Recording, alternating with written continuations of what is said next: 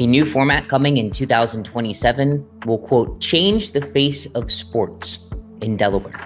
That's what DIAA Competition Committee Chair Joe Thompson recently told a gathering of the state's athletic directors.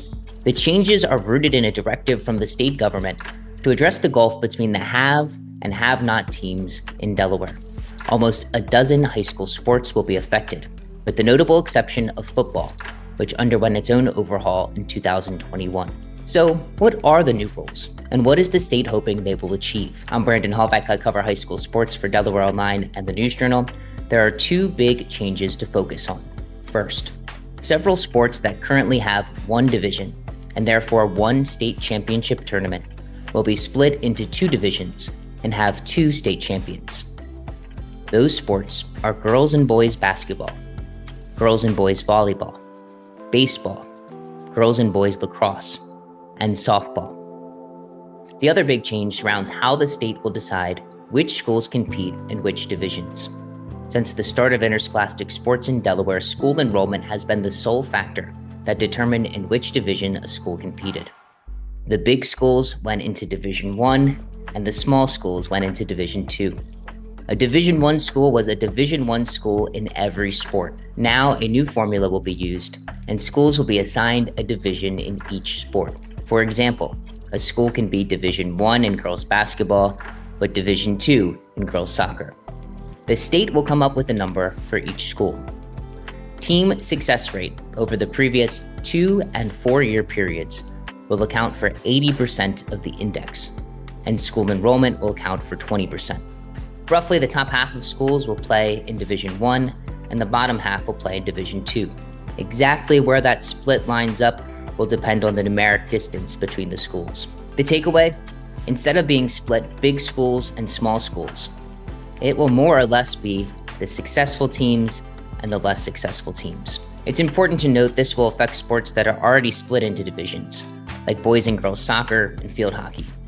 In boys soccer, for instance, recently successful Division II schools, like St. Mark's and Sussex Academy, could be added to Division I, with the likes of Salesianum and Caesar Rodney. The 11 sports affected will also use the same mathematical formulas to determine state tournament qualifiers. Previously, each sport had its own system. How many schools are in each tournament will continue to vary by sport. The plan calls for 2 8-team boys lacrosse, girls lacrosse, and boys volleyball tournaments, 2 12-team field hockey brackets, and 2 14-team brackets for girls and boys soccer, girls and boys basketball, girls volleyball, baseball, and softball.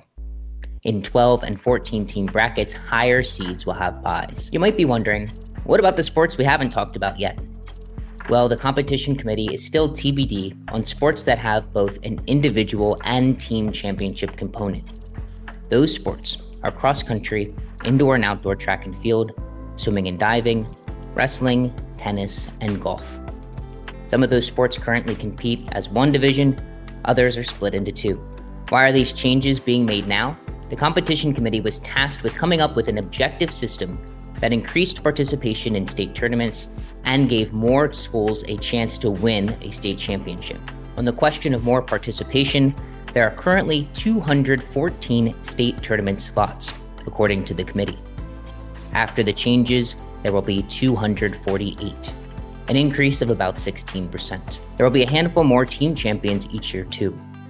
It will be interesting to track, though, whether the competition pool gets deeper in Division I with many of the top D2 teams moving up, or if the same D1 powers continue to flex their might. We'll likely see different schools competing for D2 titles than we see right now, including some large schools that are currently at the bottom of D1. It's notable the committee issued at least one call to split high school sports between public and private schools. Pennsylvania legislators just gave the go-ahead for the PIAA to reorganize Pennsylvania sports on those lines, and New Jersey's already there. The state is planning to make these changes ahead of the 2027-2028 school year. What do you think, and how do you think they will affect high school sports in Delaware? Let us know in the comments.